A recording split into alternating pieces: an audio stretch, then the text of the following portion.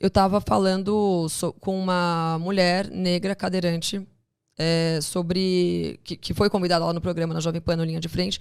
A gente estava falando sobre a questão do... Como fala? É esse que é o problema. A gente fica tentando contornar a situação para não falar algumas palavras que elas consideram ofensivas, porque as palavras por si só já são motivo para cancelamento. Ofensa demais. Então, falaram que até o joinha, ultimamente, foi aqui. Quando você manda um joinha para alguém, é opressor. Você não pode mandar o joinha. Então você está sendo irônico, você está sendo... Exatamente. Então, a gente estava num debate, né? E ela estava falando sobre crianças com alguma deficiência. Eu acho que não pode mais falar deficiência, tá? Mas desculpa, eu não sei falar outro nome. Crianças com deficiência cognitiva, né, psicológica ou física, de terem que ser incluídas em salas de aula com crianças normais. Crianças normais. E isso é uma outra coisa padrão. Que eu não posso falar, mas eu não sei falar. Criança padrão. Padrão. E aí eu falei, mas escuta, pra mim, até onde eu entendo que é pouca coisa, mas para mim o que parece óbvio é que uma criança com síndrome de Down, ou com autismo, ou com alguma outra questão psiquiátrica, demande de cuidados especiais. Ou seja, se ela está numa classe onde as crianças que a mesma idade que ela estão aprendendo sobre algo, essa criança talvez não acompanhe. Essa criança precisa estar numa sala separada com um ensino adequado, com uma professora que ensine para ela de uma outra forma, uma professora especializada, né, nessas questões psiquiátricas. E aí essa moça brigou comigo e falou que eu aprendi uma palavra nova, eu aprendi que eu sou capacitista, que é quando você quer segregar a pessoa com deficiência da pessoa sem deficiência. E eu falei, bom, mas não, pra mim eu estou defendendo a pessoa que tem deficiência, porque eu gostaria que ela tivesse mais atenção para que ela se desenvolvesse da melhor forma, já que ela não funciona da mesma forma que o resto.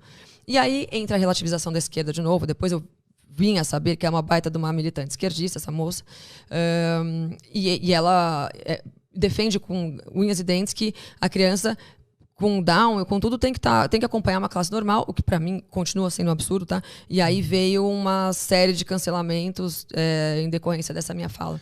Eu vou só fazer um parêntese, porque eu vou explicar talvez o ponto de vista que ela não soube te explicar, porque obviamente talvez ela estivesse com raiva e tudo mais.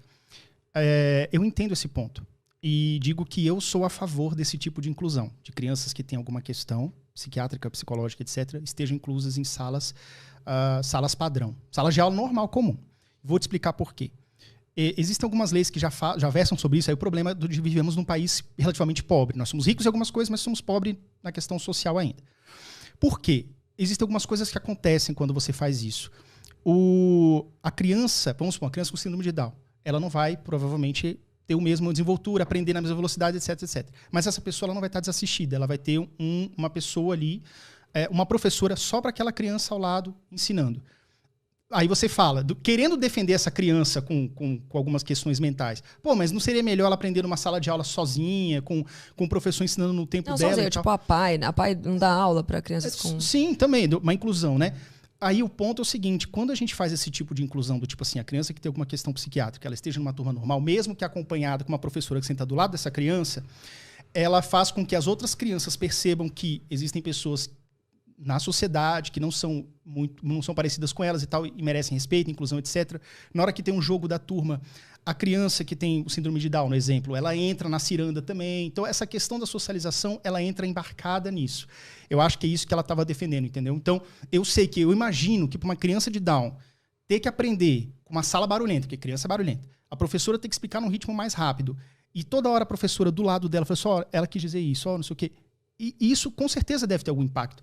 Mas quando as pessoas defendem isso, de estar na mesma sala de inclusão, é justamente mais por essa questão de socialização nesse sentido. Não, eu acho super válido, eu acho que teorias são ótimas a gente criar em relação ao que não foi feito ainda, visando sempre o melhor para todos, né? Só que uma coisa é a teoria e uma coisa é na prática, né? E eu que estou um pouco aí mais por dentro do que acontece em salas de aula, principalmente em escolas públicas, a gente sabe que mal tem professor para ensinar o necessário, que dirá um professor extra para se dedicar a uma criança que está ali. E às vezes tem mais de uma criança, a mais. Né? E aí eu lembro que nessa época eu recebi uma série de xingamentos, cancelamentos e tal, mas eu também recebi muitos relatos de pais falando, Pietra, você tem razão, porque meu filho é autista, ele foi para uma sala normal e ele começou a ficar agressivo, começou a bater em todo mundo.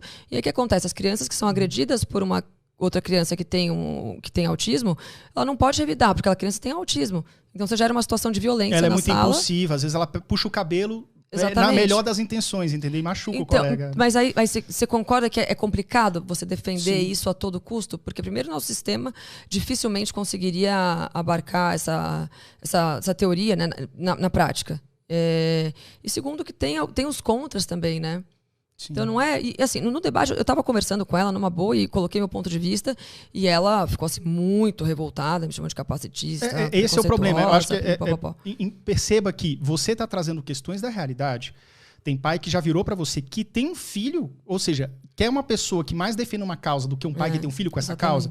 E ele falou assim, pô, Petra, eu concordo um pouco com você, porque, cara, lá na turma normal, turma padrão, meu filho tá sofrendo segregação, às vezes ele fala meio alto e as outras crianças ficam fazendo chacota, porque às vezes tem a questão do autista falar um pouco alto. Então, entende? Realmente a gente tem que ter a maturidade de entender que existe a questão da teoria e a questão da prática em tudo, né?